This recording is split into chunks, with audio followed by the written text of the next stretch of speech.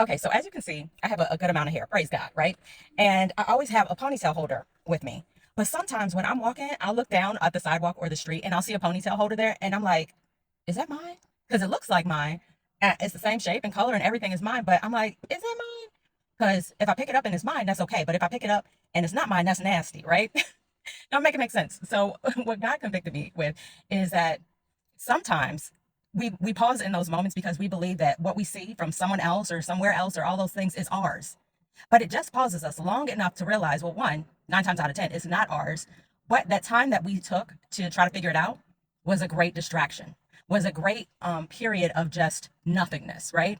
And what I receive from that is God is saying, stay focused. Stay focused. What's yours is yours. See, here's the thing, right? A lot of times we get distracted by other people's achievements, right? And sometimes, like I said, that twinge of like maybe it be jealousy or envy or whatever it is, even though we know that's a sin, y'all, is also a great trigger or like a reminder that maybe has something to do with your purpose as well. Maybe it has something to do with the next step you're supposed to take. So, like when we look at other people and say we admire the way that they dress, and we're like, man, I wish I could dress like that. When in reality, we totally could. But if we allow ourselves to solely fixate on people based off of the way that they dress, and that's not a part of what we're supposed to be doing, or it doesn't truly resonate with us, where we never get there, then all it becomes is a distraction.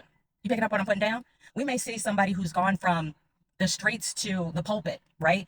And there's something within us that says either one is going to be hate, like who do they think they are? They were I remember them from back when, or we're like, man, that's amazing, right?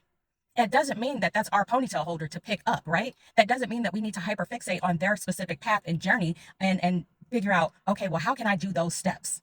Because that's their path, that's their purpose, that's their journey, right? The world tries to tell us to live these cookie cutter existences. That's why with the ponytail holders, I feel like that's why God said, look at those, because so many of them look the same, right? You're seeing one, you're seeing them all, basically. But what we have to realize and recognize is that we are all different.